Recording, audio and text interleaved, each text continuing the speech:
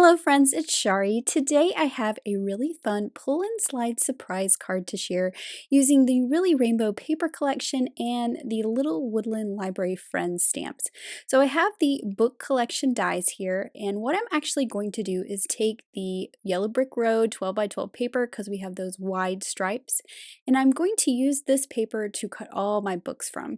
This way I know that I am going to have a nice rainbow of books and they all are going to coordinate perfectly with my papers because I am using that pattern paper to cut them out.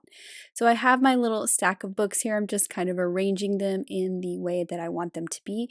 I actually did cut another of that book on top out of some pink, so I just had 7 books instead of 6. Now for these, I do have to do a little bit of assembling. For the 2 books where you can see the pages, I cut the pages from speckled eggshell cardstock. I think that's a really fun color to use for the pages like this because it has that natural look with those little speckles. For the books where you're going to see things through the openings, I just use that lighter blue to layer under the darker blue. For the green, I actually use that lighter blue as well. We're just going to see that through those 2 tiny little openings. Then of course I need to assemble my yellow book here, again with those pages cut from some speckled eggshell cardstock. And then for my orange book, I cut the other book that I'm layering behind out of that red color. So we're going to see that red peek through those 2 little openings in that book. And then you can see there I added the pink book on top to make it a little bit taller. Now I just have a piece of cream colored cardstock here. This is cut to 1 inch by 3 inches, and this is where I'm going to build my stack of books. So I'm just going to put some adhesive all over this little strip here so that I can stack my books on top, and it will make my whole stack of books act like one big piece, which is going to work perfectly for that pull and slide because these are going to kind of pop up and be floating above that fold. So I'm starting at the top to make sure that I have that covered up with the pink. Then I have that kind of reddish pink, my orange book, my yellow book, then my green book. This is why I like kind of figuring out their order ahead of time, and I'm just kind of stacking them so they're not perfectly stacked, just like a stack of books, and that was the perfect size for them all to fit on, but if it was a little longer, I could have trimmed it off.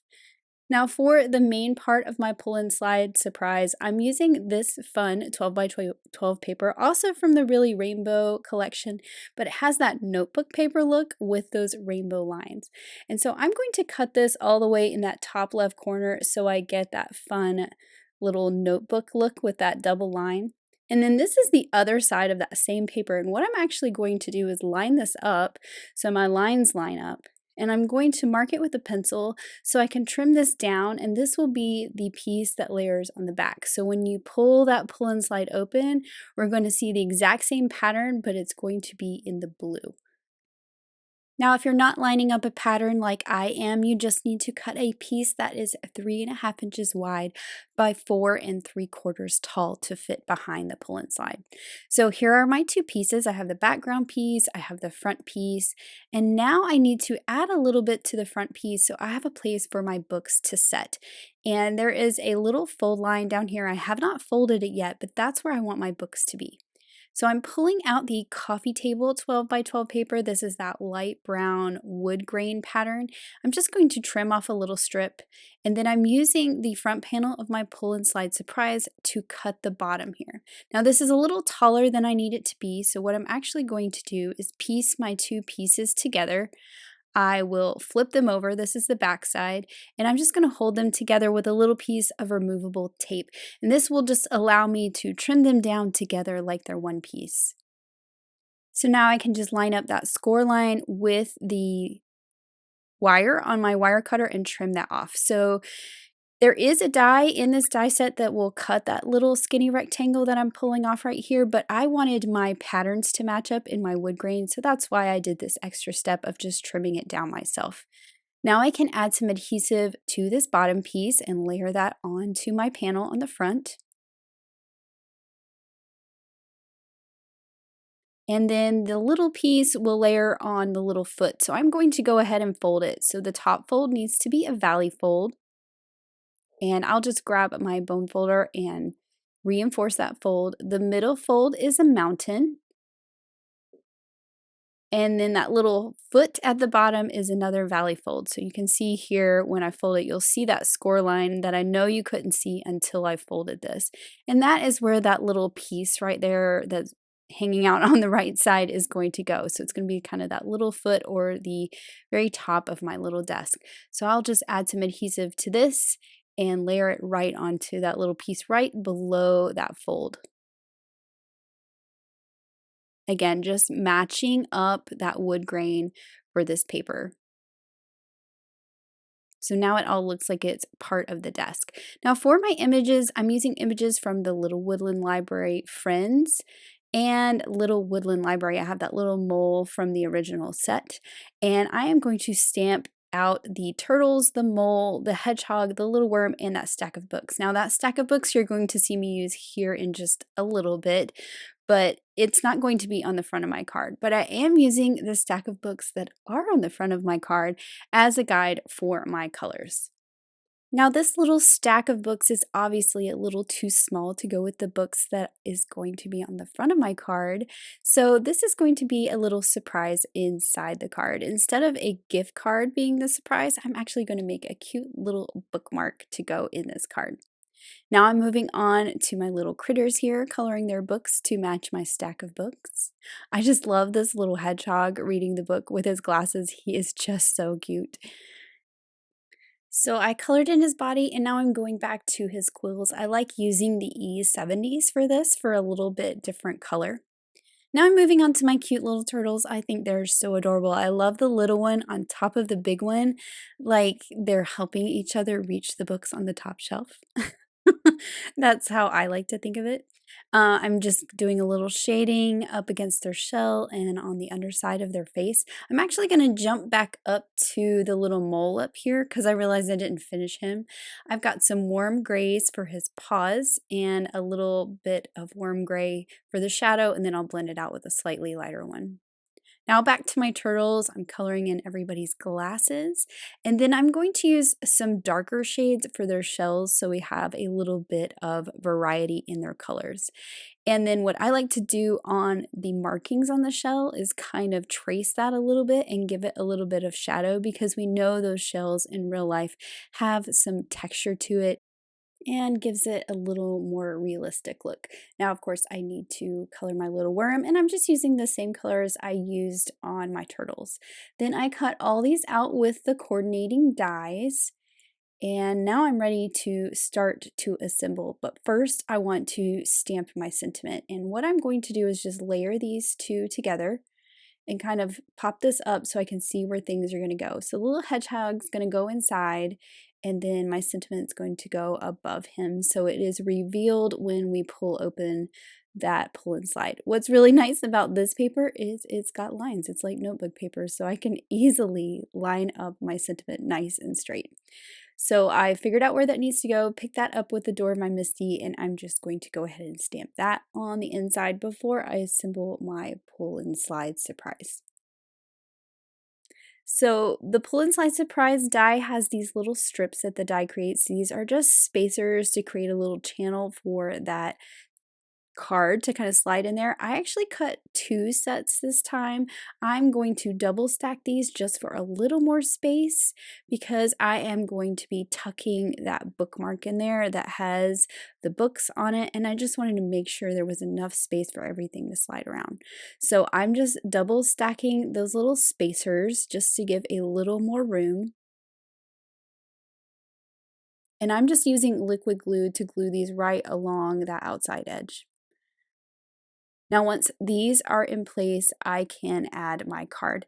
So I'm putting a piece of double-sided tape right on the back of that little foot fold, so it's below the fold. And I'm just going to trim that off. Then what I'm going to do is line up the part inside that slides. I'm lining up that tab, so I'm lining up the top edges with the tab in the center. I'm going to flip it over, pull off that liner paper, and just stick it down. And now it is in the right place to slide just as it should. And now I can add this to my background piece where I've already stamped my sentiment. So you only want glue on those spacers on the sides, and then I did a tiny little bit right along the bottom. No glue at the top, no glue in the middle, because we want this to move around freely. So I'm just going to stack these together and press that glue down, and now it slides perfectly. I can add my little hedgehog who's going to be sitting down here reading a book. It's kind of like you pull the books back to reveal this little guy hiding back here reading his book, which I think is really cute. So now I need to add my books, and this is why I created that piece of cardstock on the back. And I'm just tracing right where that fold is so I know where to put my glue. You only want it on the bottom half of this stack, and then the top half is going to be floating above the fold when you pull it up, just like this. Now I can add the rest of my little critters here. So my little mole is going to be reading up here at the top. Then I have my little worm. He's going to be in the center where that yellow book is. I kind of move that book to the left a little bit so he looks like he has a little place to sit. And then of course the turtles. And for the turtles, I actually added some foam squares. You're going to see me add those foam squares. Make sure they're only on that center panel. We don't want any adhesive crossing over to that left side because we want this to move nice and freely. So they're sitting there at the bottom of the books.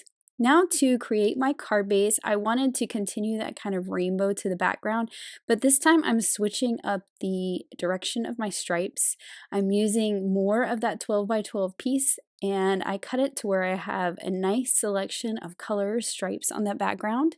Most of this will get covered up by the pull and slide surprise mechanism, so I really just am focusing on what we see on the edges. That's why I have that little pink and that little blue peeking out on each side. I also need to add the little decorative piece that goes on the top that tells the recipient to pull because it has that little arrow. And I just cut this piece from some storm cloud cardstock. So it's that nice dark gray. It's really going to stand out up there at the top amongst all the colorful colors on this card. So you just fold it in the center and then fold it over the top. So I glued that with liquid glue so it doesn't go anywhere. Now for my bookmark, I have a little strip of that striped notebook paper left over, and I'm cutting the tassel tag die from that to create my little bookmark. And for the tassel itself, I'm actually going to cut it from some of that leftover striped paper that I use for the background. And I think this is fun because when you use pattern paper like this, that's double-sided, you get some color on the inside of the tassel, which is a lot of fun as well.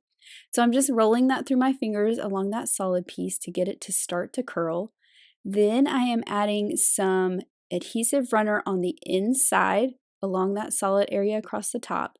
And then you just need to get that roll kind of started. I did use my tweezers a little bit at first to get it started, to get a hold of it, but once it gets going, then you can just roll this up.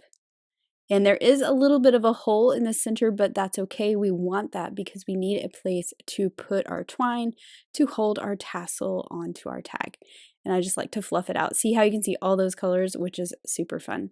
Now I'm using some black twine for my tassel. You want to put it through this kind of star-shaped piece and then tie the knot. So that's going to be hidden on the inside. I'm going to trim off those tails a little bit.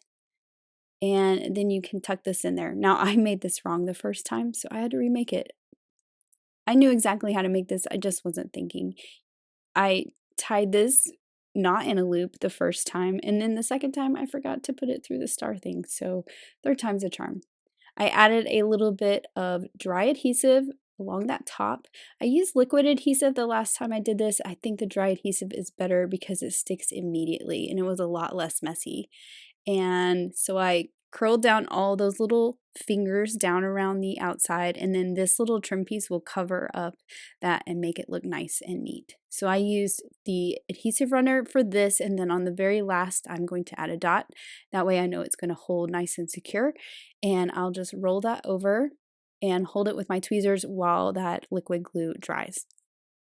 Now back to my little tag I cut earlier. This is where I'm adding the little books to match the books on the front of my card. And then for the top part of this bookmark, I actually grabbed the Dream Big stamp set. This is a little older, but these have great book sentiments because they are also meant for bookmarks.